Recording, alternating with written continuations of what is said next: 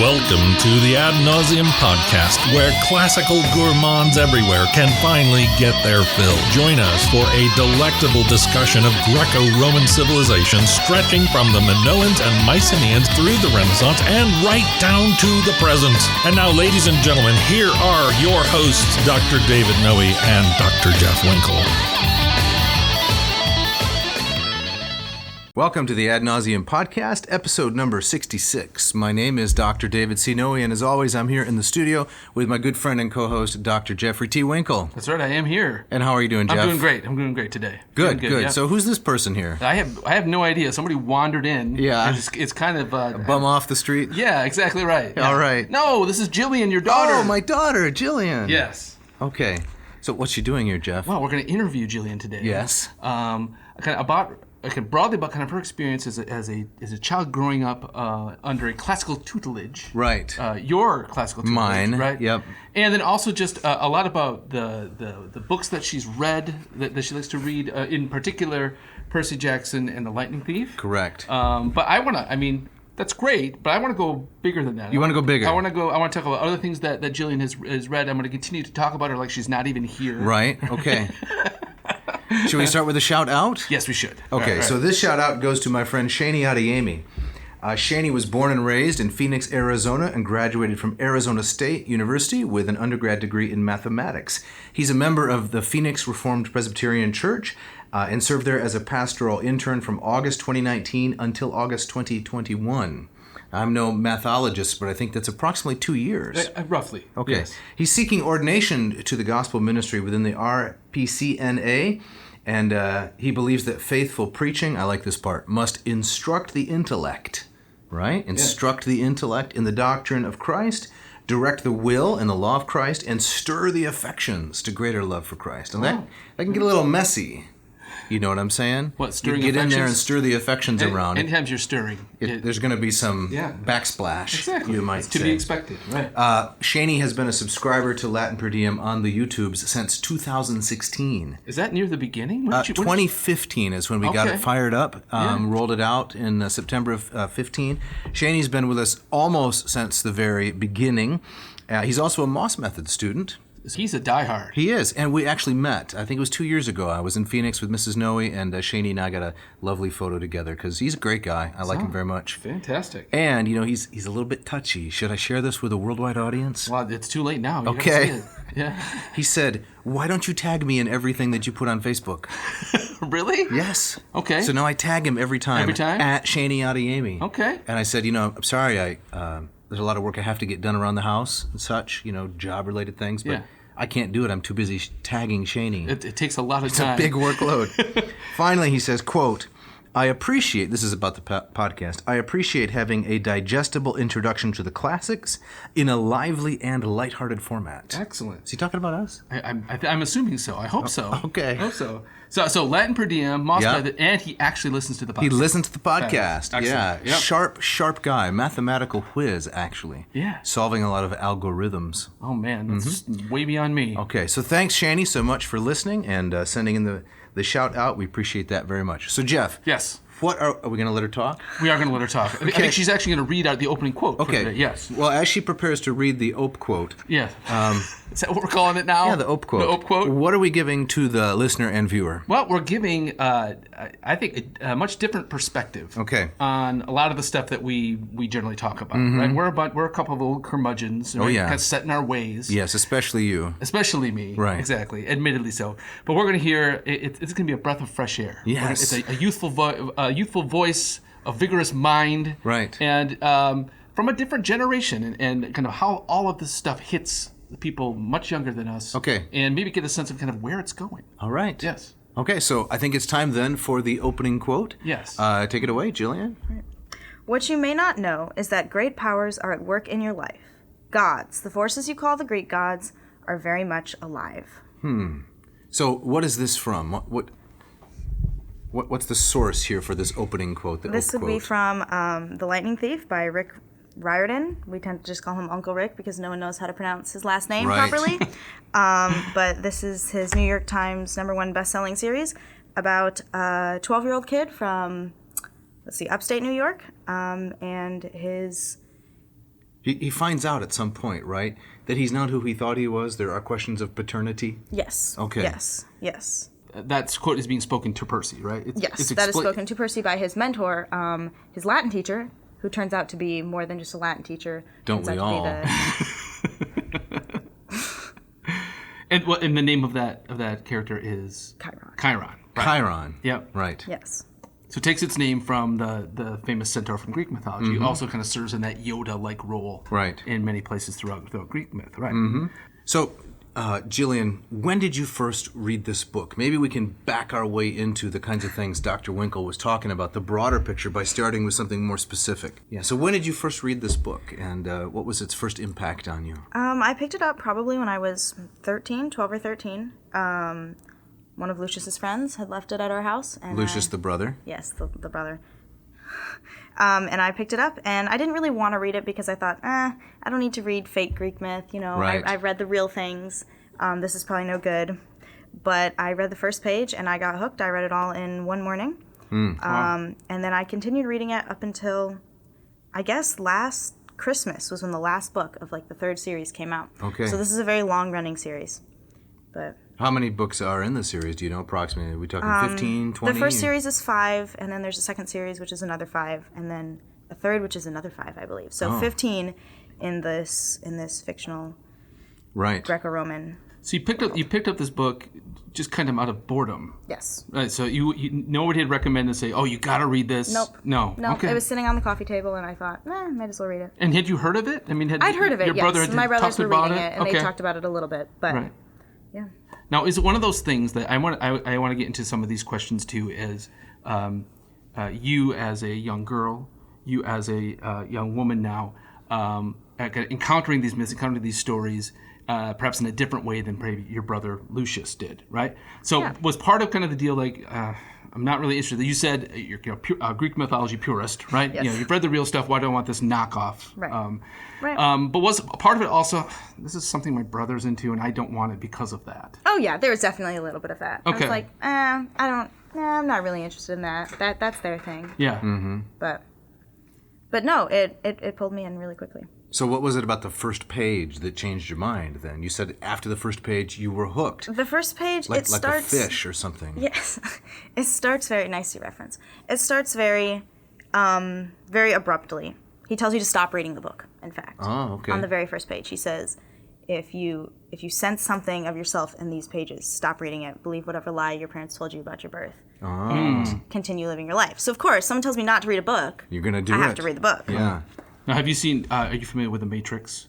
Do you know that kind of story? It kind of reminds me of the red pill, blue pill. So yes. Neo has a choice. It says if you really want to know how deep this goes, you take the red pill, and you see how the mess really is. But if you want to wake up tomorrow and believe kind of the lie of the Matrix, you take this pill, and you'll never be any the wiser. That's the blue pill. The blue pill, right? Okay. So it reminds me of kind of a similar kind of. That's a nice hook. It is. Yeah. It takes you in medias res and then shuts the door on Right. you. But Right. you're pulled along anyway. Now, one more question about other media. Did you read Lemony Snicket? I have not Okay. yet. It's on my list, but Okay. It reminds me of a similar kind of thing where on the first page... Is that a cough drop? What is that? Lemony Snicket, it's kind of it's a knockoff Ricola. Okay. Right? No, Lemony Snicket, series of unfortunate events. I like the title. Yeah. Is Lemony Snicket the author? He's the author. It's a pen name. Right? All right. But on the first page he says something like, if you're expecting a happy ending, if you yeah, and if you want to don't be read this cheered by book. this, don't read this book. And he says these are the children of the book. Bad things are going to happen to them, and it's Right. not going to get better. Yes. And so if you want to go ahead, that's with you. Otherwise, stop reading. So that's not so different than this podcast, right? How so? to get meta-referential Please, here. yeah. Well, because I'm basically a misanthrope, as we all know. Right. And you have to agree quite so quickly. And pretty much at the beginning of every episode, I just want to call it all off. Yeah, right. And say, this is going to be subpar. Let's just drop it right here. Right. And you tell me, no, keep going. Yeah, right? exactly. You're Constantly trying to the talk you optimist. off the ledge. Right, the Yes. glass half full kind of guy. Yeah, exactly. I think we might have more listeners if I were able to prevail in the just turn it off. This is going to be We'd terrible. have more listeners if we didn't do this. Is that what you're saying? Probably. Well, look at this. The success of this book. Yeah. Right. Yeah. It's a good hook, right? It is a very good hook. Nice premise. Right. But so, again, I'm really interested in kind of your reaction as a if you can go back to yourself as a 13-year-old kid. My oldest son, also picked up this book when he was 12 or 13. And I think there's something also kind of about that age. Yes, you have to be the right age. You have to be right. So could you talk a little bit about that? So, as a 13-year-old kid, what else is going on in your life that you kind of drew you to this? Is it simply because the characters are of a similar age, or? There's a little bit of that, right? You want to relate to someone your age. Clearly, I'm not running around fighting monsters, but right. There's a little bit of you can picture yourself in that situation. It starts with him in school. With his best friend, who they're both kind of outcasts. And this is the guy that, not to interrupt, but this is the guy who turns out to be a half man, half goat. Half man, half goat. A satyr, right? Right. Yeah. Yeah. Go on. In school, his best friend, who's got a secret identity. Right. And the Latin teacher. Yes. Right. You're wondering, is there a question in there? Right. Okay. There is. The question is this. What did you think of the portrayal of the Latin teacher? How he was characterized in the book and his secret identity, too. Does every character in the book have a secret identity? Yeah, a lot of them do. I would say the book is fairly centered on identity because all the children, they don't know who their parents are. Right. A lot of strange things have happened in his past, which are unexplainable. And only slowly start making sense once he realizes his true identity. Right. So one of the things I always notice about these kinds of stories is, it reminds me a lot of superhero stories. If you think of like a Peter Parker, or that's the one that leaps to mind, is that lots of superhero stories are centered around outcasts. Yes. That the main character, so Percy, doesn't really belong anywhere. Right. Right. And I kind of have two theories about that. One is that lots of people like these books because they feel like that themselves. Oh, yes. All right? Yeah. And I'm going to ask you in a moment if you how much of your life you spent feeling like an outcast. But second is you're familiar with my quasi-obsession of liminality. Oh, yes. Right? Yes. And how so many... I share that. You show, excellent. Yeah. Right? We need to have a whole show with Jillian back where we can talk about liminal spaces. I could just take a break. Right. I'm not really interested in liminality. Right. So I think a lot of these, if you look at like a Harry Potter, where, it's not quite the same age, but it's, he's growing into his adolescence, right? He's not a kid, he's not an adult. It's that in-between time of middle school, right? And so I think that there's that kind of natural sense of feeling an outcast, no matter how together you are, how popular you are. Everybody kind of feels like an outcast when they're 13 years old or in seventh grade.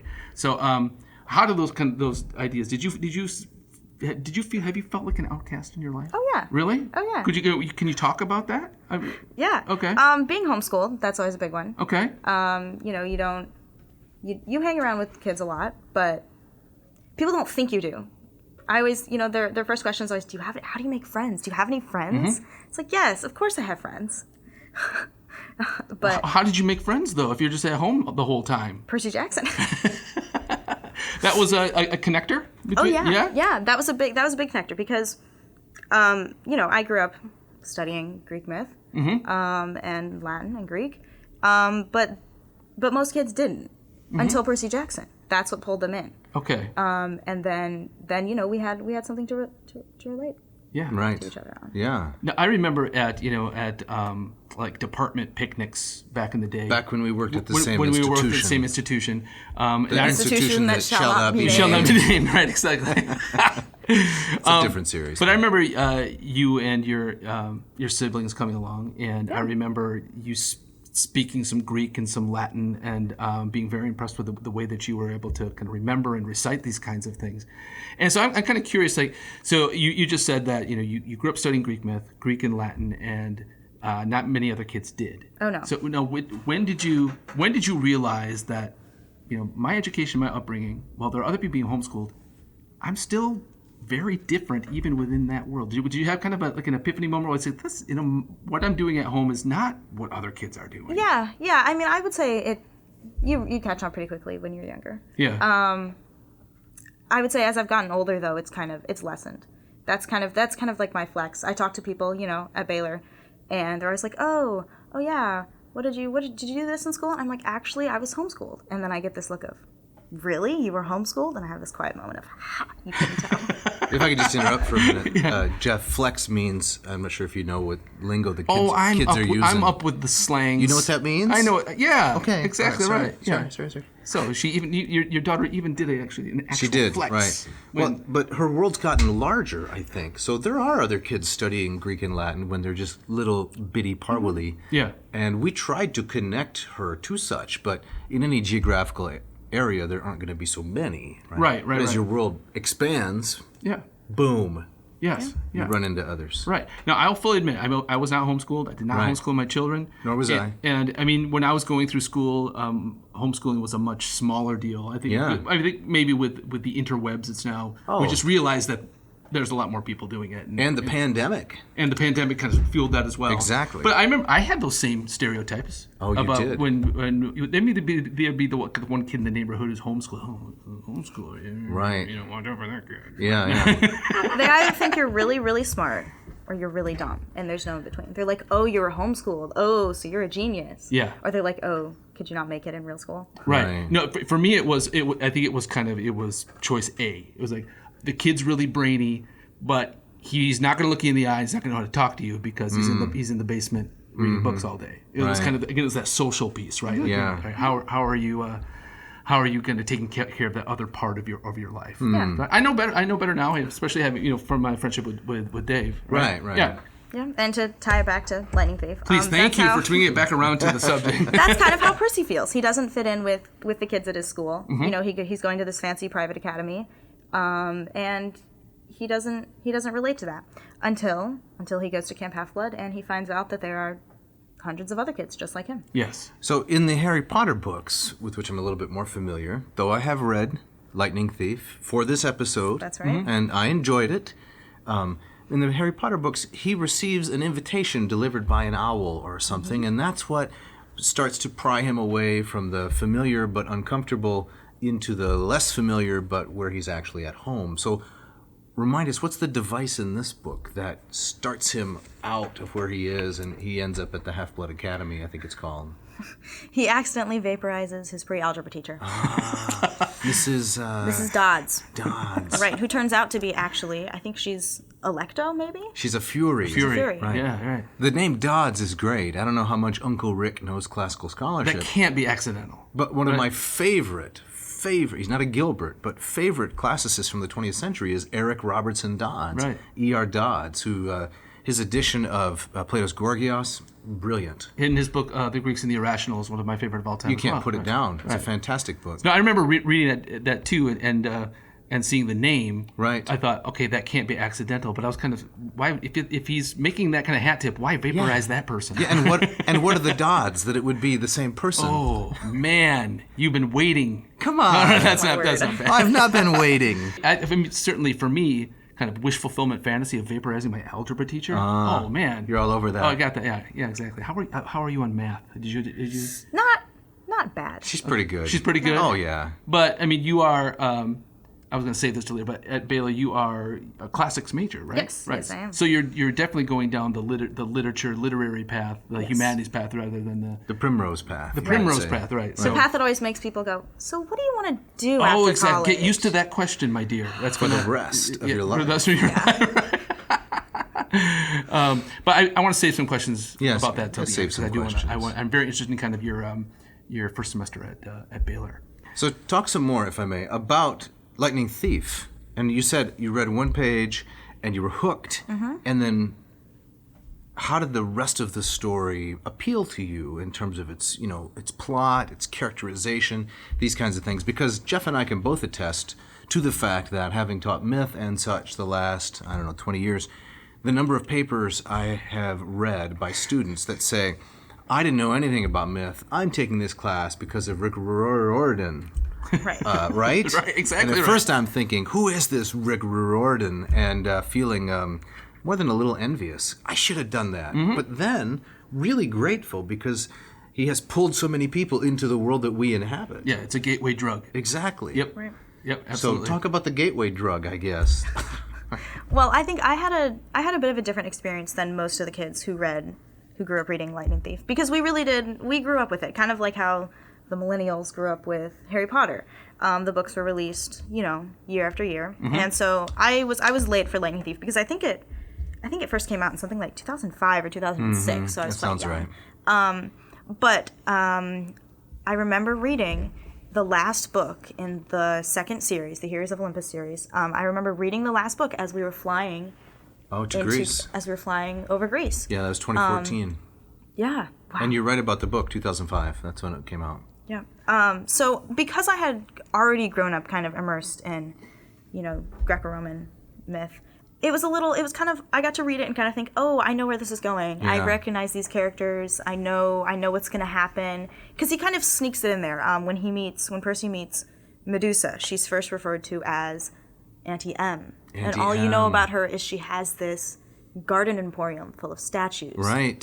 So, I knew immediately something was up. Right. So it's kind of fun to read it with insider information, which I know a lot of kids didn't until they got into Percy Jackson and then they started reading, like the rest of them.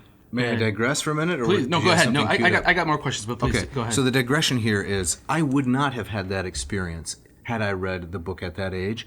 And in fact, I'm actually a fairly naive reader, which means I read something I don't typically know what's coming. And I don't know if that's temperamental or it's just a part of nurture. Because I read the Chronicles of Narnia in 7th grade, and enjoyed them. And a teacher told me, my biology teacher, that's an allegory for Christianity. I said, what? What? I was shocked. I had no idea. Right. And that has kind of continued. But my children, they all seem to scope out the entire plot of anything they've encountered right at the beginning. Right. So that's our favorite pastime. We watch movies and we say, oh, I know what's going to happen. This is right. Gonna... I say, stop it! Don't ruin it. So is that nature or nurture?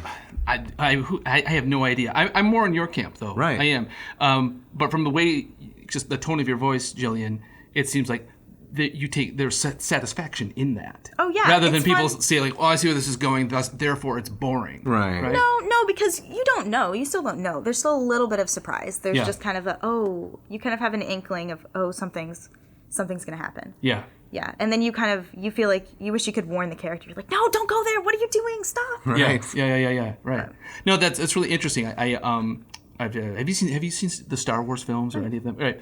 And so George Lucas was heavily influenced by Joseph Campbell. The Young and the Restless. Exactly. Go listen to that episode. Right. Yes. And maybe put it on the screen here. Yeah. And so in classes, I've shown that film and then talk about Campbell's the steps of the hero's journey. And I have had students say to me, "That's really interesting, but you've ruined it for me." Right. Now. And so it's like the idea of being able to kind of look under the hood and see how things tick. Right.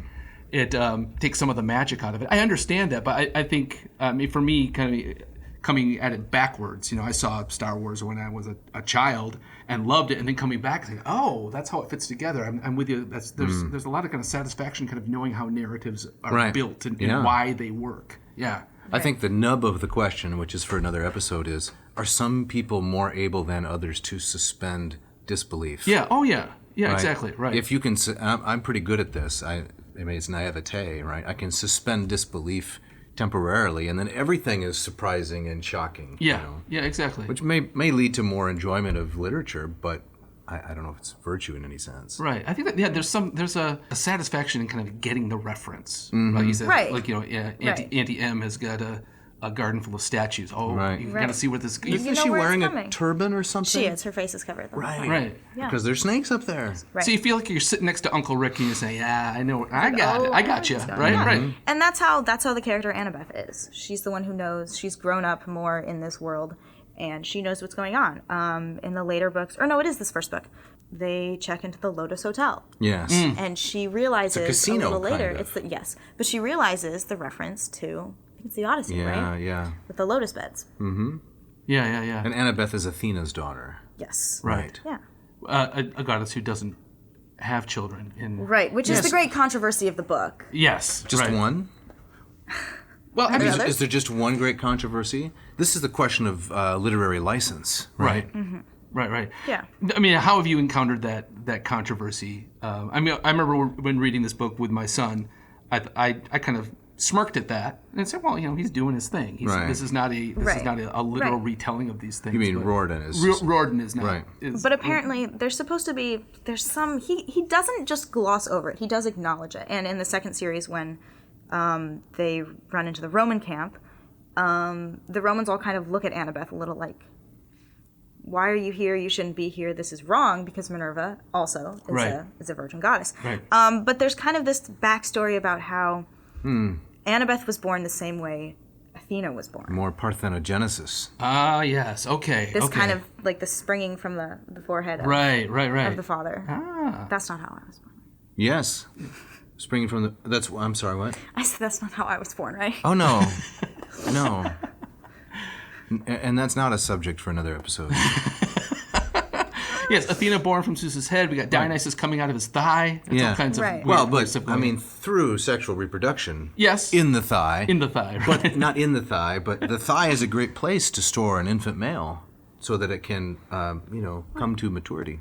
But Athena was born from, what is it, Nemesis? Metis. Metis, yes. Yes. Yeah. So Metis and Zeus are in flagrante delicto, and Zeus realizes his offspring is going to replace him. So he swallows Metis, and whose name means wisdom, and somehow the child goes to his brain and pounding headache and Hephaestus, and the rest is history of sorts. Right.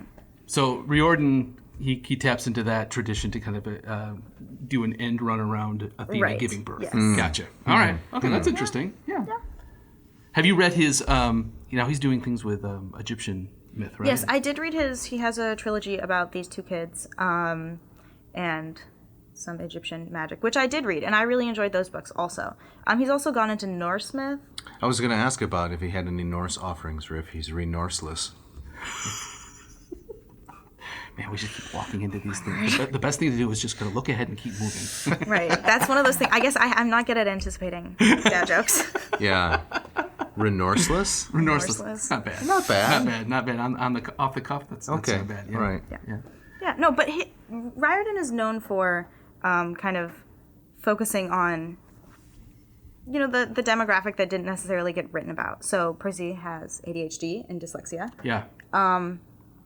Which turns out to be his strong suit, right? The answer for that is that, he's not meant to sit in a classroom. He's meant to be fighting. He's meant to be running around using a sword. Yes. And he can't read English because his brain is wired to read ancient Greek. Right. Yeah. So these things that in the modern world, in his school kind of label him as, dumb or not having as many skills as someone else is actually what makes him special. That's really interesting. Yeah. But there's still also like characters with like Annabeth. It also kind of reminds me of like Hermione in the Harry Potter, right? They kind of hold up the more kind of the academic end of things, right? They are schooled in the lore in ways that Percy is not. Right. Mm-hmm. Yeah. Right. Yeah. I gotta ask the gender question, right? So you pick up this book as a 13-year-old girl. In any part of you say, "Oh, great, another story like this with a male hero at the center." Does that even cross your mind? No, it didn't really. No? No. Because, I don't know. He's a likable character. He's fun to read with him as the narrator. Yeah. And there are a lot of good, strong female characters in the book. So I didn't really think about that. Didn't think about that? Right. Did you, which character in the book did you identify the most with? Oh, Annabeth. Annabeth. Okay. All right. Yeah. Because she's more brainy? Because she's so tall? Because she's blonde and blue-eyed? Or because she's the female character or some other reason? Well, of course, because she's the main female character. But, she doesn't put up with Percy's, snark and his sass, and she knows her stuff. So it's like dealing with a brother. Oh, yeah. Yeah. Right. So one of the important plot devices in the book is the lightning bolt, right? Yes. The theft of the lightning bolt and the characterization, if I'm remembering correctly, of Mars as a bike. Ares. Yeah, we got to keep our Greeks and Romans straight. Okay. As a Harley Davidson bike rider kind of guy? Yeah, and apparently his seat is made out of human skin. Ooh. Okay. Very, creepy. very, and his eyes, I believe, if I remember correctly, he wears shades most of the time, but his eyes are just balls of fire. Which is that's probably more indicative of Hephaestus. Yes, perhaps.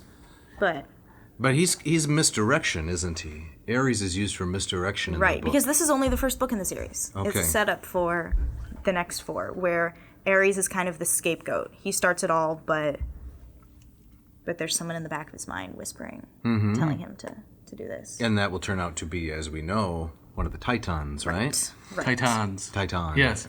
Cronus. Yes.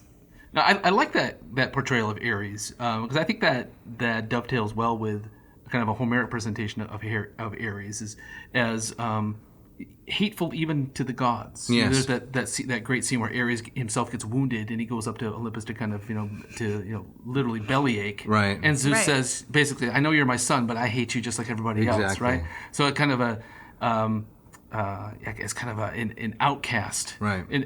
But not in a Percy Jackson kind of way, an outcast because he's so detestable. Mm-hmm. Yeah, right. That to me is one very appealing thing about the Greek and Roman way of looking at the world.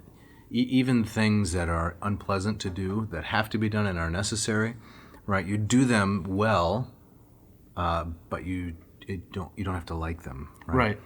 So I didn't express that very well, but so Achilles. This podcast, for example. Yeah.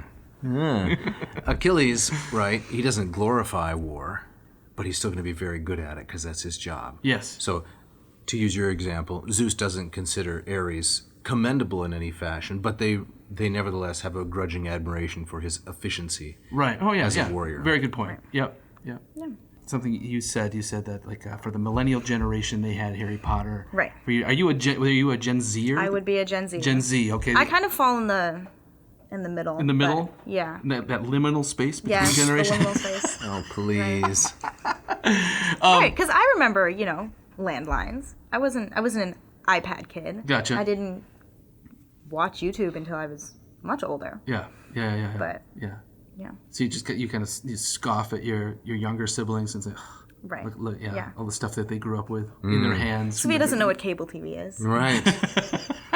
Kids these days. Right. Did you have a rotary growing up? Oh yeah. Yeah. Right. The knobs and so forth. Right.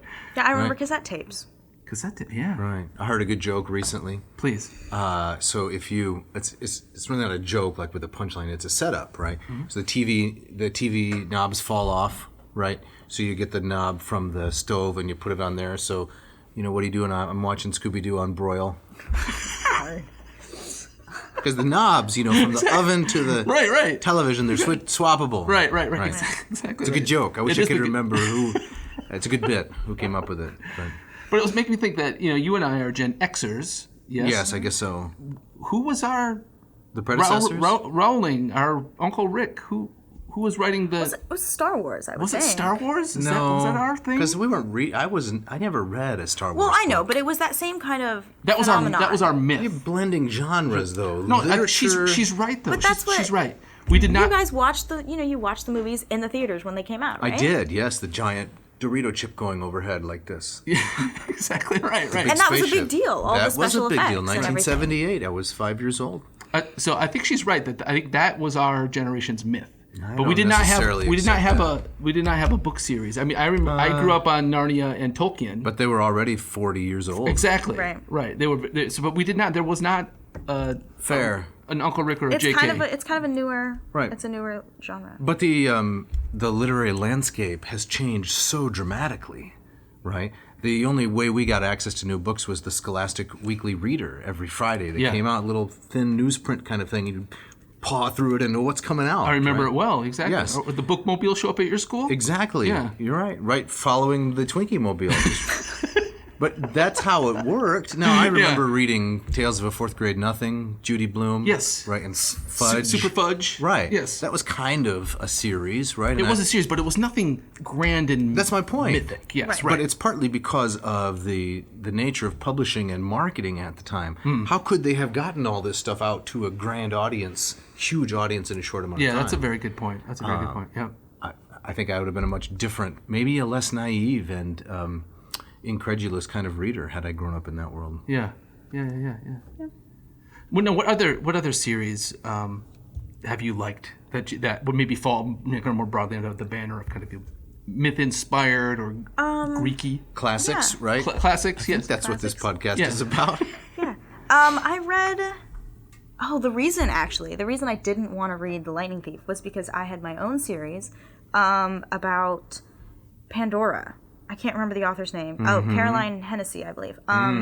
But she wrote about Pandora, and in this story, Pandora was the daughter of Prometheus, and she brings the box of evils to show and tell one day. I like to it. prove, my dad's cooler than just, the jar of his half-eaten liver that we keep in the cupboard. So she brings the actual box of the evils, and she lets out all of them, and Hope is the only one left in the box. So then she has to go on this quest with her two friends to recapture all the evils. Ah, okay. And put them back in the box. Back in the box. So I read that series. Which was specifically aimed at young women, wasn't it? Oh, yes. Because it seems to me the way it was marketed, the colors and so forth. Yes. It was her and her three friends, Alcestis and Iole. Oh, Iole. Yeah. Why Alcestis? Is this one of those, let's just flip through the dictionary and find some... Grab a name? In one of the books, Alcee, that's what they call her, she sacrifices herself to Hera, and she gets bit by a snake to save her friends. That's a little bit of Eurydice. She's blending Eurydice and the real the Alcestis. snake bite, yes. And Alcestis also, she sacrifices herself so that her husband can go on living. So, I mean, there's that element we've in there, too. We did some episodes on that. 2 episodes on Euripides Alcestis. Yeah.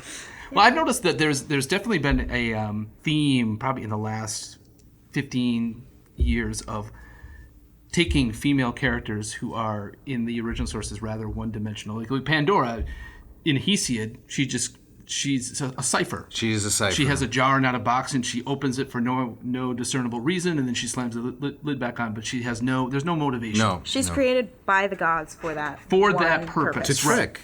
So, but I've noticed that there's been a move, like with Margaret Atwood wrote the Penelope ad. Have you encountered this? It's kind of the story of Odysseus, but through the eyes of Penelope. She wrote Circe also? No, that's Madeline Miller. Oh, I'm sorry. So Madeline Miller has written the Song of Achilles and then Circe, which is a wonderful book.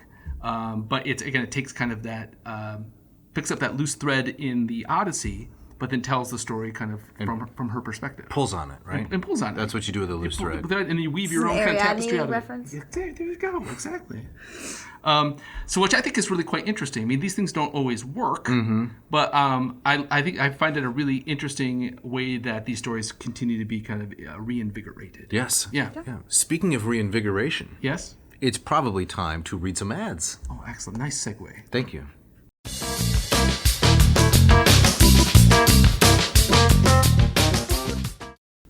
This podcast is brought to you by Hackett Publishing.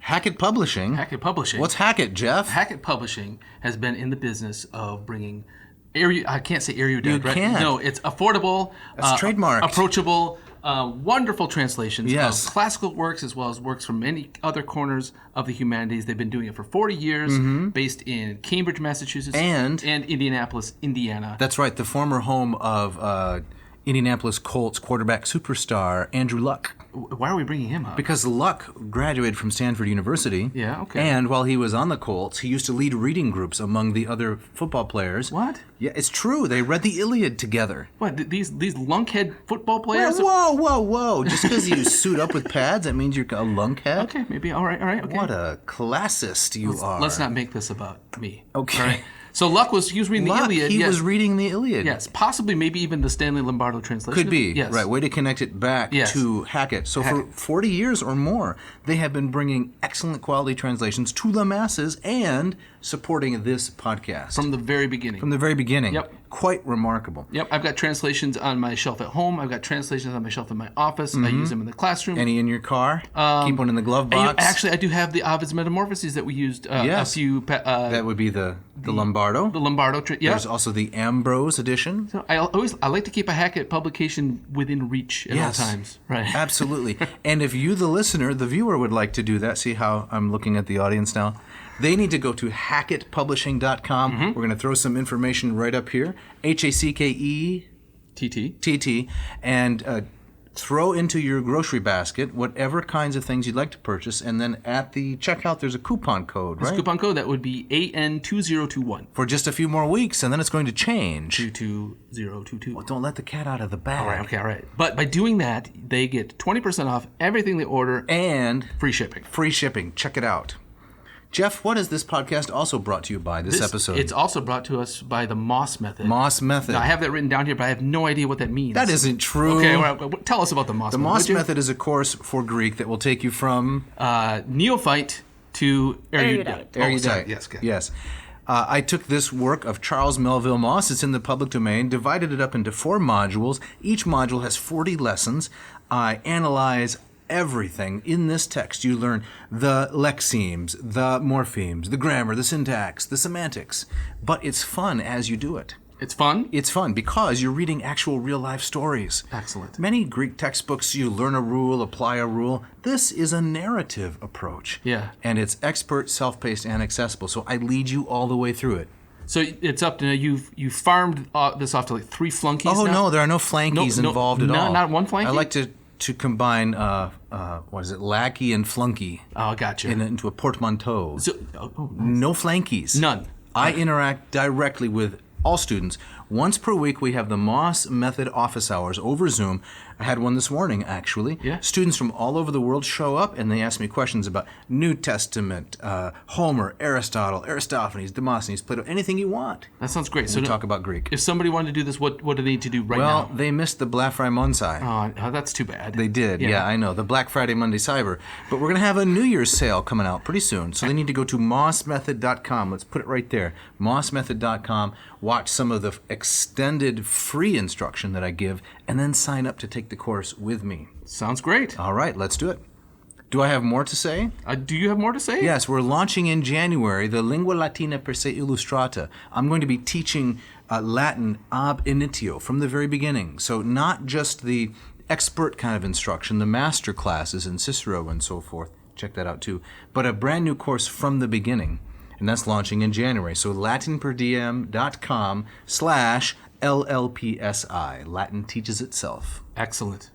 All right. This episode is also brought to you by Ratio Coffee. Ratio Coffee, based in Portland, Oregon. The crack team, assembled by Mark Helwig. Mark Helwig, has solved all of your problems, both brew-based and aesthetic. Yes. Do you, Jeff or Jillian, want an ugly machine sitting on your countertop? Who would want that? No. I don't think so. But for years and years, I thought that was the only option. That's right. Something squirty plastic by Dack and Blecker. Yes. One of those. Mrs. Coffee. Mrs. Coffee. Yes. Exactly. Right. But no more. No more. There's no reason to Exactly. do that. So tell us about the Ratio 6. Ratio 6, I have a sleek stainless steel machine. Yes. That comes with a weighty carafe. I like a weighty carafe. You could put plutonium. You could. U-235 in there or you something could like that. transport it across the country and nobody would blink an eye. No problems. No.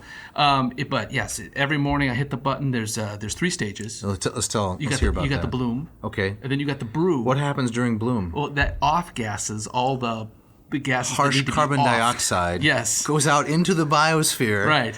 Yeah. Taking with it the brackish tang. With the brackish tang, condemned to the darkest corners of Tartarus. Okay. Yes. And then the brew stage. That's really where the magic happens. That's the magic. The hot water sits there in the cone. Yes. Goes through the is it borosilicate? Yeah. Yes. Well, that's if you have the ratio 8. Sorry. Okay, yeah. It's the hand-blown borosilicate glass carafe. That's right. Mine's the plutonium monster. You got the plutonium one. Right.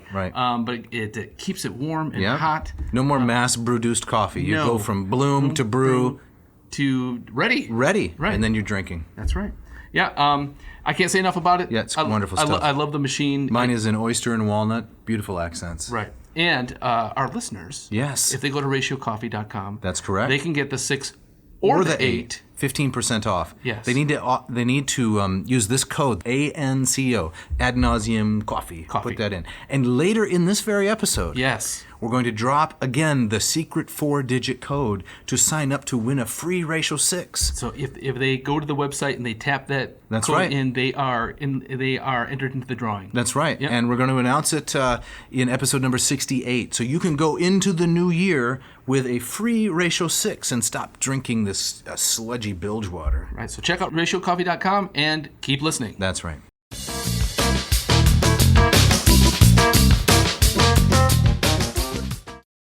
All right, so as we get back into it, we're going to talk more about the lightning thief. And Dave, I believe you're going to read a passage. Yes, I am. So this is from page 296. It's one of my favorite scenes in the book. Maybe the listener will like this scene too. It's where Annabeth, the daughter of Athena, interacts with Cerberus, the three-headed dog. Yes. Now, Jillian, can you set the stage for us a little bit? Why is Annabeth down there in Hades? What's the story arc? So they've gone down to Hades, to the underworld, to confront Hades himself. Hades, okay. And ostensibly to get the lightning bolt back from him, but Percy also has this bit of ulterior motive to get his mom back. Right. So they're trying to break into the underworld. They've gotten across the river Styx on the ferry. Charon has taken them across. Right. And now they are trying to get into the deeper parts of the underworld. Through the gates themselves. Yes. Now, you mentioned the big three, I believe. You mentioned the big three. This would be GM, Ford, and Chrysler. Is that right? No, this is something completely different. I'm trying to make it a Michigander reference. Oh, that was? Okay. Did you forget this is where the podcast is based? We're in Michigan, baby. Okay, I think... This has very little to do with what we're talking about. So what? Okay. It's the big three. The big three. So, Jillian, who are the big three we're talking about here, please? The big three are Zeus, Poseidon, and Hades. Okay. The three brothers, the three Olympian gods. The sons of the Titan Kronos. Yes, and Rhea. Yes. Right? And they have come up with this pact, the pact of the big three, to not have any more children because they are too dangerous. The children of the gods, the demigods, are too dangerous. Right, they're too powerful. I see. So it's a pact of celibacy of sorts.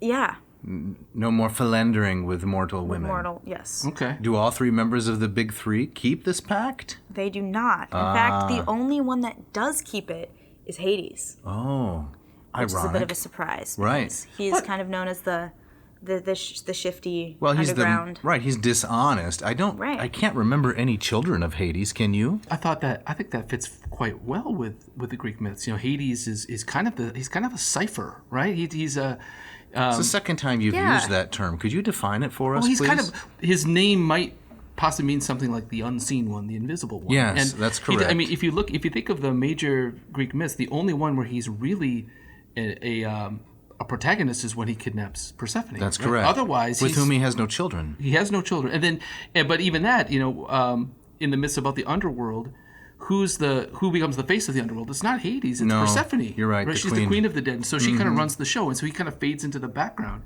And so for him to have the least problem with this pact of celibacy, I think that sounds about that fits. Right. Yes. So 2 references here. We were talking about the Matrix earlier. Isn't there a Persephone character in the Matrix? It's been so long since I've seen it. Well, we'll go on to the other reference. I used to drive a Toyota Cypher, actually.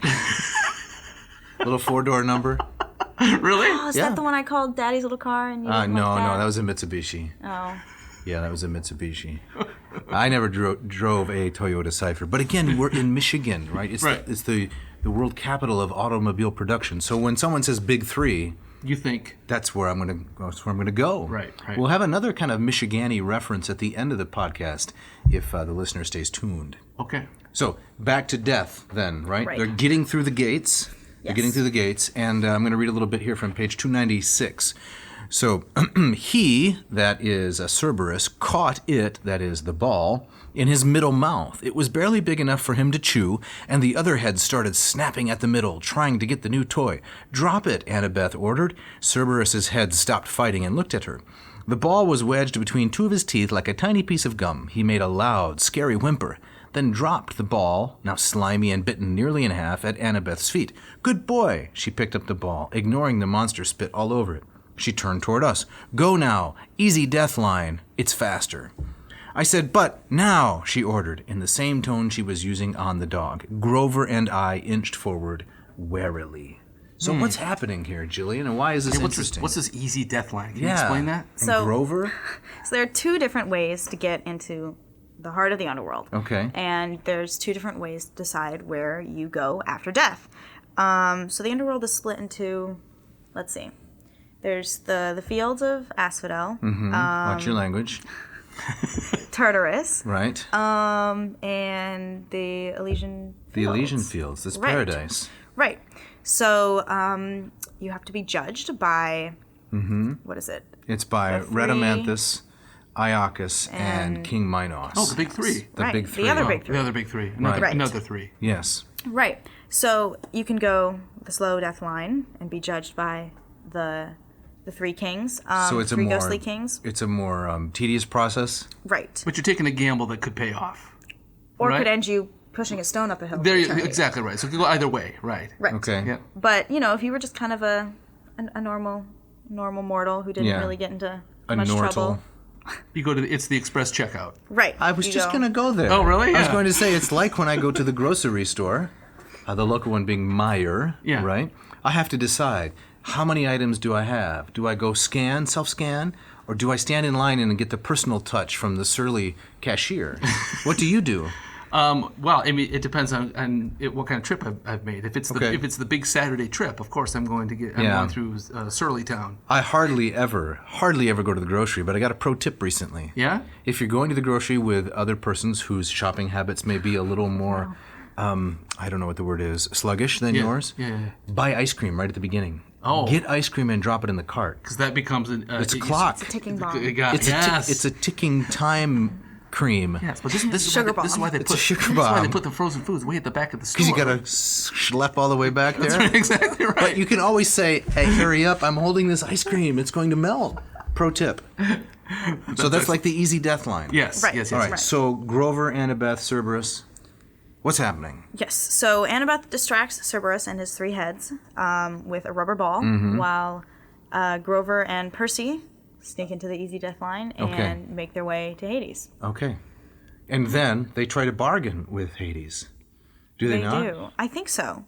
Yes. Well, they confront him for stealing the lightning bolt. But it turns out it was not him. He's not the thief. He's not the thief. And Percy, in twist. fact, has the lightning bolt in his backpack, which was given to him by Ares.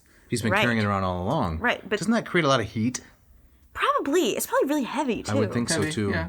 Yeah. Right. Unless you put it in one of those like I used yesterday for Thanksgiving, one of those you put the hot dish, Yeah, you zip it up, zip it around, got the handle on top. I just have a lightning bolt shaped one. Right, is that Right. what you Lots took of to zipping. Thanksgiving? I did, exactly right. Yeah, it was a hit. Okay. A big hit.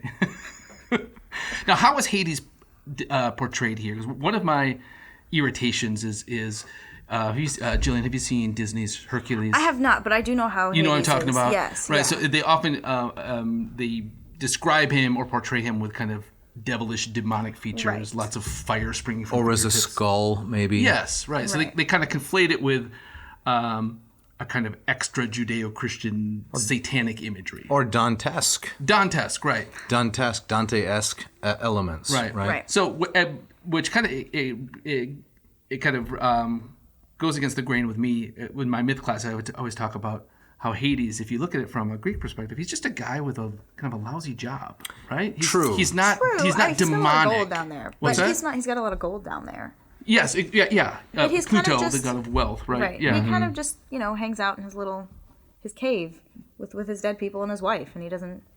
My criticism Exactly. is more aesthetic, and that is it doesn't require much imagination, to present Hades as a ghoulish, demonic, skeletal person. Mm-hmm.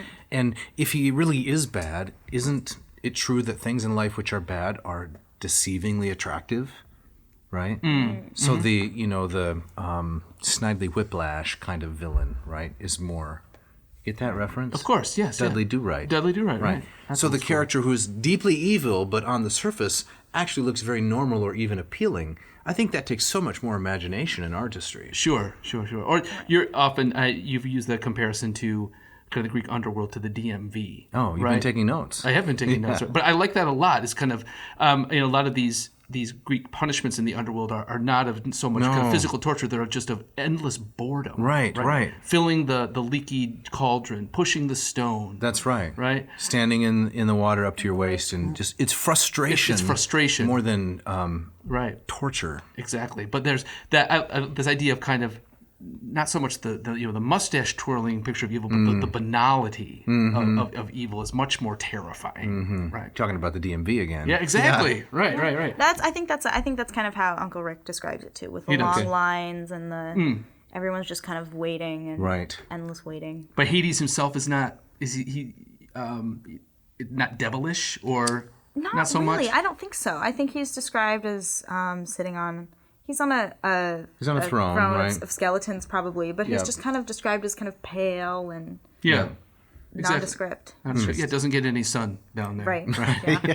Again, Michigan, right?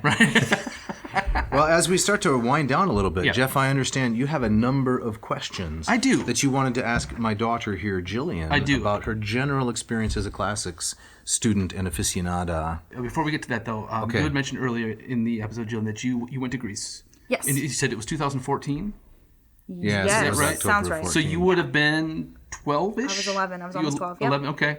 Share some of that experience. Were you excited to go? Were there things you wanted to see? What was your favorite part? I was really excited, yes. Okay. I remember being very jet-lagged. We were sitting in the Theater of Dionysus, and I yeah. could not stop yawning. A lot of people had that experience, actually, when Sophocles was being produced. Right? Right. Get to the Come plot. on, that was pretty good. That was pretty good. Sitting in the Theater of Dionysus. Right. I'm sorry, go ahead. But like first day there, your dad drags you to the Acropolis, right? But it was so cool. Yeah. It was really cool. It was, I mean, it was all the things I'd read about, but Right. I got to see them, in real life and think, oh, this is where Athena and Poseidon, fought over who was going to be the Sure. Yeah. the patron god. Right. Yeah, we went to Delphi, and I crawled down into the little. You did. You went in there. I did. I I've went yet in to there. do that. Yeah. You gotta go in there. We've had students crawl into that. Yes, we have. That's very cool. All right. Met some French kids there, right? I did. We scared a lot of other tourists because Did you jumping out of the hole? yeah, you can reach your hand up through it. And they're just walking up, and it's like, oh, so here's where they'd go, and Right by the tripod stone. Right, so- right, there. yeah. So you, Then I mean, there's just you your really kids can't shrieking. not put your hand up, right? We went to Kefalonia too. Remember? Yes, that was my. gorgeous. Yeah. Took a little ferry out to Kefalonia, and Now, why that? I mean, because I had never been to a Greek island. Okay. I have never been to Crete. Okay. Or Samos, Chios, any of those Not even places. Aegina in the I've been to Aegina. Okay, does that Although not count? I hadn't at that point. Okay. Well, maybe once, but it's a very small island. It is. So I wanted to go to Kefalonia, and from Kefalonia you can see both Ithaca and Zacynthus, right? All right. And I really wanted to see Ithaca. Very, very cool. What was? Did you have a favorite moment or a site that you? Probably the Acropolis. The Acropolis. It's hard to beat that. It really is. It is. What time of year did you guys go? I think we went in the fall. It was October. It was October. Isn't that like the perfect time to It go? though? is. If it's not the raging heat of the summer's gone, and probably not a huge tourist time either. Oh no, it was relatively empty. Empty. That's great. Beautiful. So was that? I imagine that experience had to be formative in your choice now as a college freshman to pursue a classics major. Yes. Right. Yeah. So I wonder if you could talk a little bit more about that, kind of how you came to the decision, how you have perhaps answered the question, what are you going to do with that, which you will continue to get, like your father said, for the rest of your yes. life. Right. Yeah. Well, I resent that question a little bit. Oh, resentment, the family trait. Right? It's that question or people just don't know. They don't know what the classics are. Yes. I say, oh, I'm studying the classics. And immediately they say, oh, like Dickens? Like, oh, I love Yes. Jane Eyre. Yeah. And I have to steer them away. No, Dickens no. didn't write Jane Eyre. I know. That was Herman Melville. Exactly right. Of course. Right. Yeah. Anyway, I have to steer them away and say, no, Greek myth, Latin, and Greek. And then they kind of go, oh, so what are you going to do with that? Right? And like I said, I do resent that question a little Yeah, bit because a lot of, not to diss on any of my lovely pre-med friends, but I'm not going to college because I want to have a great career or make a lot of money. I just want to learn. I want to keep reading and writing and studying, and I want to have a study with floor-to-ceiling bookshelves and sit and read. And Yeah. Gonna need a ladder. yes. We need one of those. I like those offices that have the ladder on a track. Oh Those are yes, great. the ones that. I don't know if I'd ever get a book down. I would just climb up the ladder, look around, come down, move it over. Right, get You've some seen momentum those, and kind of right? ride it. Yeah, Like, that would be that'd the a lot of fun. Yeah. best. No, I've often fantasized about having kind of just surrounded by books. Right. Yeah, that's Yeah, awesome. yeah. So, but I understand that resentment is. I want to encourage you to fight it, right? Because it will take you nowhere. But I understand it deeply. Fight resentment. Yes, Okay. exactly right. And just as you just did, to kind of explain patiently, kind of what you're interested in and why. Because I do think kind of that notion of education, literature, value in and of itself. In and of itself, right? I don't have to do something Right. with it. I can just enjoy it. Exactly. Right. Although you all already have done some Although some I will things, do things with it. right? Yes. You've done some editing. You've done some teaching Yeah, Latin. I would like to You're teach. Speaking like a proud father, she gets to teach Latin at the Bidua, right? The 2-day events. So. Right. Right.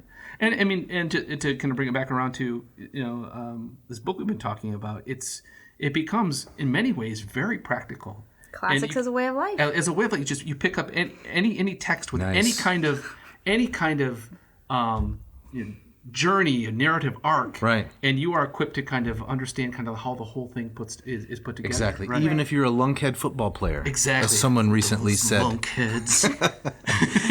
You can inspire your team to think like a Greek hero. Yes, you're out there on the gridiron thinking about Achilles. Man, we got to get this Mr. Luck on the. I'd show. like to, right? I don't know, but Yeah. So the current guest is pretty good. She is pretty good. Yeah.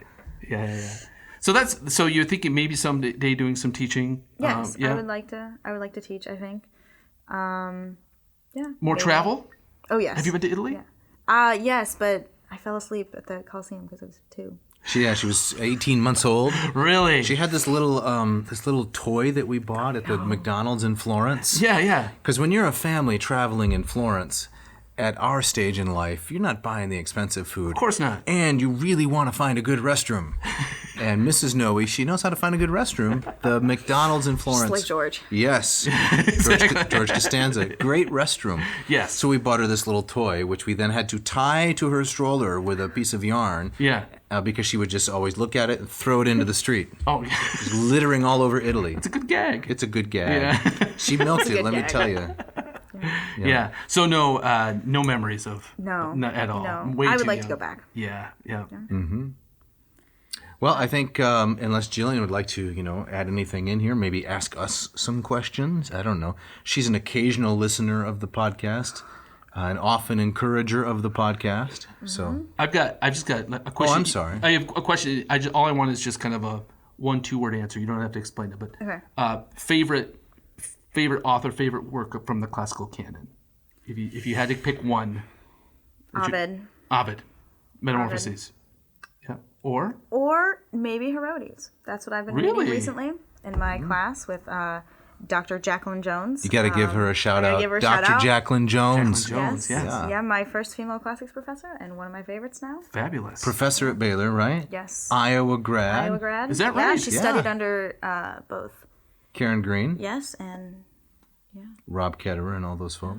all the guys you know. Right, yeah. And charming woman, and from all accounts, an excellent teacher, from what I've heard. What and a great name too, Jacqueline Jones. I know, it's like it's a- very Hollywood. I know it's a Marvel superhero It name, is, isn't exactly it? right. Is she the hero or the villain? I don't know. I mean, Jacqueline Jones is that.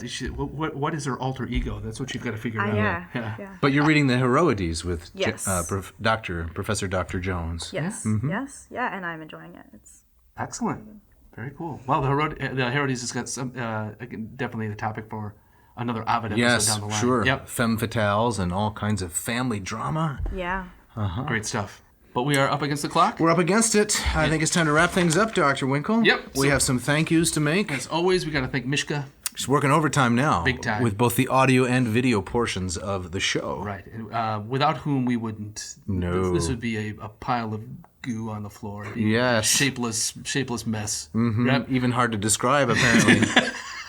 Thanks to Ken Tamplin and Scott Van Zen for the great music you hear at the beginning and the bumper music. Yep. And the screaming guitar. Scott practices every day, although he's a wonderful combination of Stevie Ray Vaughan, soulful blues playing that you like. Yes. And the Eddie Van Halen kind of ripping staccato stuff. That's just the tapping and the shredding. unbelievable. Is beautiful. Mm-hmm. We need to thank Agricola, who's manning the cameras in the studio today. As always, yes. Big thanks to Agricola. And thanks to our guest here. Yeah, Illinois, to Jillian. for stopping in. Right. You're on your way back to college in a couple of days, right? That's right. So safe travels. Mm-hmm. Thank you. And maybe if the subscribers, the listeners, they want to interact with us, they can send an email to jeff@adnauseam.com. Don't forget the V. Let's get the V up here. Or yeah. Don't forget the V. And if they want to write to you, although I don't know why they would.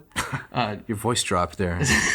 Sotto voce. Right, to Dave at adnauseam.com. Also, again, don't forget the V. So, yeah, give us episode suggestions. Right. Tell us what you like, what you didn't like. If you want to shout out. If you want to shout out, we are in need of those. Yes. The coupon code, right? Oh, the secret code. It's 6567. Put it up here on the screen, please. 6567. Go to ratiocoffee.com/ANCO. ratiocoffee.com/ANCO. Coupon code 6567. Get registered for that Ratio 6. The free Ratio 6. Yes. Jeff, what is on tap for next week? Oh, very seasonal. All right, we're going to talk about what you might stuff in your class's stocking. Come again? The AN Guide to Christmas Gifts. That's what I was trying to say. Okay, the AN Guide to Christmas Gifts. You're a classicist, I'm a classicist. Yep. We have stockings. We do. What you can stuff in there. So this is what we're asking listeners to send us? No. We're begging for gifts? We're going to give... Well, that comes later. Okay. We're going to give them suggestions about the kinds of things they might use to stuff it. Sounds great. Okay. I look forward to it. Right. And yes. I think, Dr. Winkle, you have the gustatory parting shot. Remember, I promised another connection to Michigan?